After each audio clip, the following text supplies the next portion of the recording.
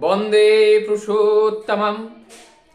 आज जिस विषय को लेकर के हम आए हैं वो है प्रेम की प्रकृति, अर्थात characters of love, features of love.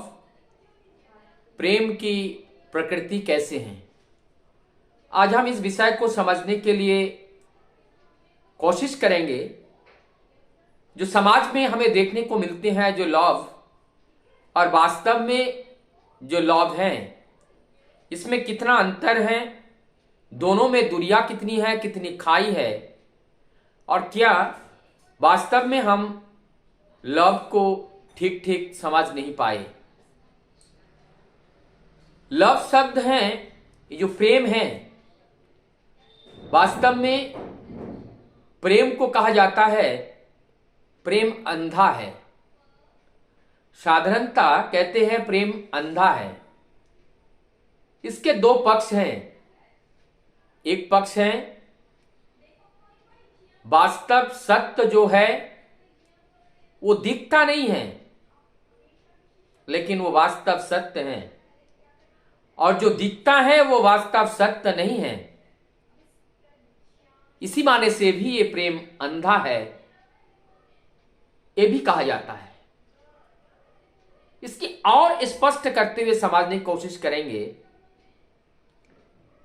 साधारणतः एक लड़का एक लड़की एक दूसरे को प्यार करते हैं और विपरीत विवाह की सामंजस्यता स्थापित करने की चेष्टा करते हैं,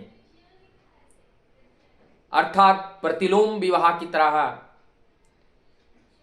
जब घर से उनको माना किया जाता है, मानने के लिए तैयार नहीं होते हैं, घर से उनको विताड़ित किया जाता है तब भी नहीं मानते हैं, अर्थात उनको सामने, लव के सामने, उनके प्यार उनके प्रेम के सामने सब बेकार सा दिखता है। एक ही मात्र सही वो जिनको प्यार करता है वही उनको दिखता है, और सब बेकार ही दिखता है।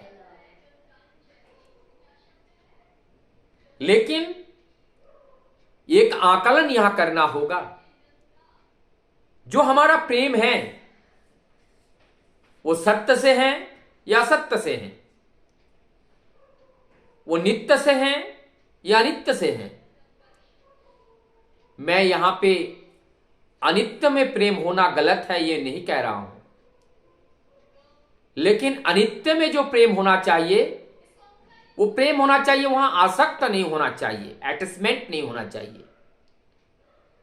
वो कैसे हम समझेंगे?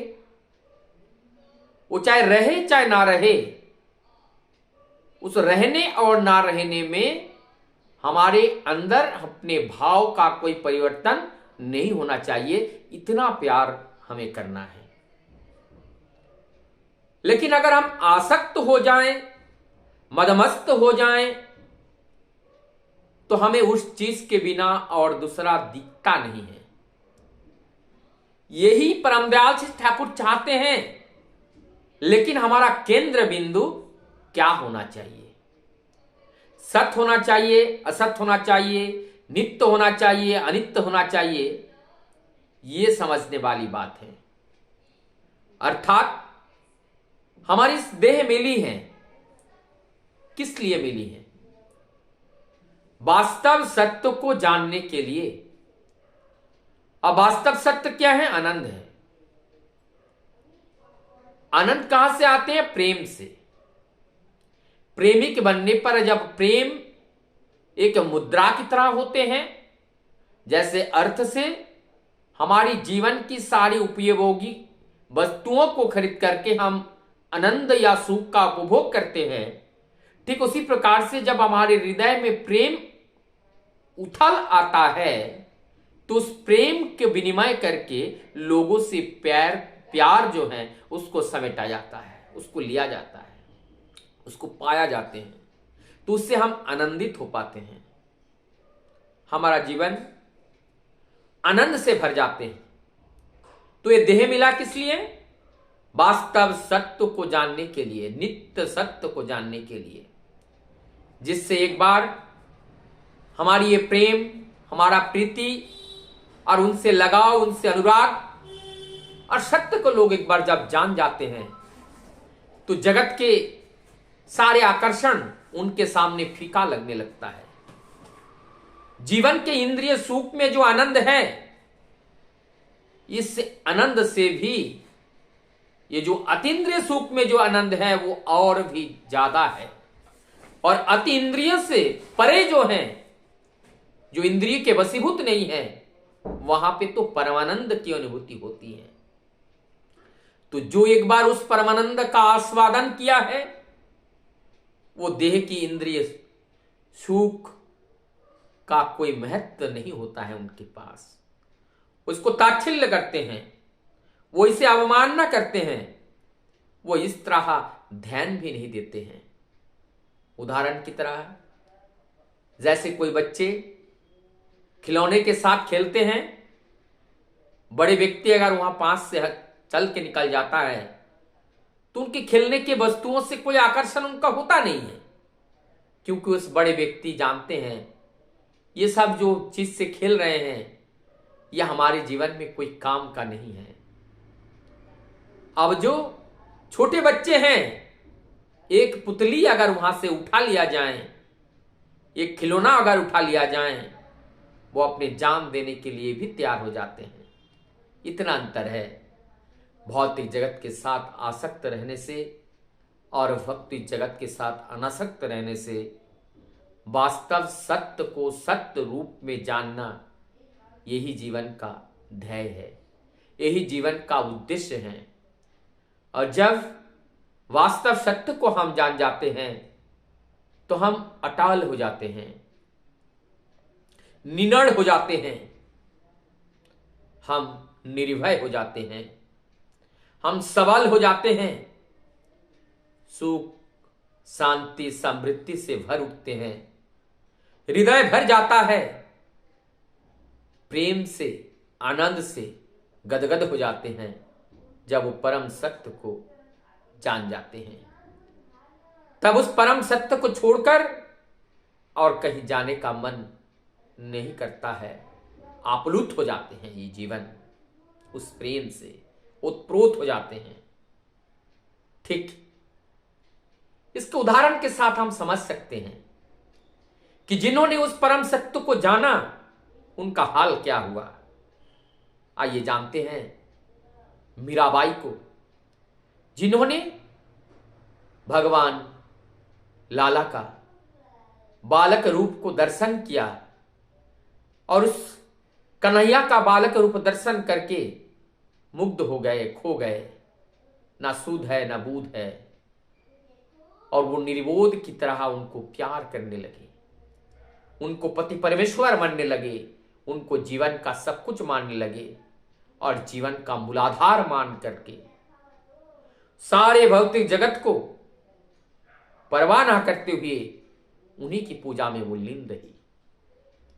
लेकिन उनके ससुराल वालों ने कितना प्रताड़ना किया, लेकिन उस प्रताड़ना के ऊपर एक पल के लिए भी उन्होंने कोई विचार नहीं किया। उनका एक ही विचार था, वो था निर्विचार, सत्य के प्रति आकर्षण और सत्य के प्रति टान और उस नित्य से प्रेम। और वो है गोविंद, और वो है भगवान, और वो है नरतर धारण करके सभी रस को एक साथ समाहित करके जो आते हैं। जहां वात्सल्य है, जहां करुणा है, जहां ममता है, सब कुछ लेकर के वो धरा पे आविर्भूत होते हैं। उनका अनुसंधान जीवन में जब एक बार प्राप्त हो जाता है तब और सब कुछ फीका लगने लगता है। जैसे हमने देखा, भक्त प्रहलाद को देखा और उन्होंने हिरण्यकश्यपु, जो हिरण्यकश्यपु जैसे उनके इस भक्ति के पथ पर बाधा देने के लिए कोशिश किया। सभी लोगों ने उनको बाधा दिया, उनकी अनेकों सजाएं मिली, अनेकों निर्यातन उनके जीवन में सहन करना पड़ा। खौलती हुई तेल की कढ़ाई के अंदर उनको डाल दिया गया जलती हुई आग के अंदर उनको फेंक दिया गया, बहती हुई गहरी पानी में उनको धकेल दिया गया, लेकिन सभी जगह वो विजयी रहे, क्योंकि वो परम पिता स्वयं उनके साथ हैं। उनको बिगाड़ने वाला इस जगत में कौन हो सकता है। जब उनसे पूछा गया कि खंबे में भी भगवान होते हैं, निर्विचार होकर के, निसंशय होकर के और जीवन में संपूर्ण विश्वास के साथ उन्होंने कहा, हर कण कण ही मेरा प्रभु है, जहां पे भी आप बताओगे वही हमारा प्रभु है। और इस बात को साकार करने के लिए स्वयं भगवान नरसिंह अवतार धारण करना पड़ा। आधा शरीर नर का, आधा शरीर सिंह का, और ये नरसिंह अवतार धारण करके उन्होंने भक्त प्रहलाद के पिता को जीवन से मुक्त किया, उस जीवन से मुक्त किया, उस दानव जीवन से मुक्त किया, और उनको परम धाम की प्राप्ति हुई। ये एकमात्र उनका ये देवीय संतान, ये महामानव रूपी संतान के दया के वशीभूत, दयावश उनको ये धाम मिली, परम धाम मिली। संतान की सुकर्म का फल पिता को भी मिलता है, और पिता का सुकर्म का फल संतान को भी मिलता है। तो इस तरह से हमारे जीवन में कोई भी अविश्वास हमें टला ना पाए।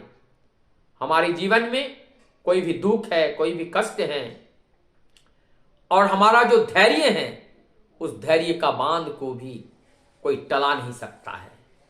और निथर होकर के हम अपनी जीवन जीने के लिए आए हैं।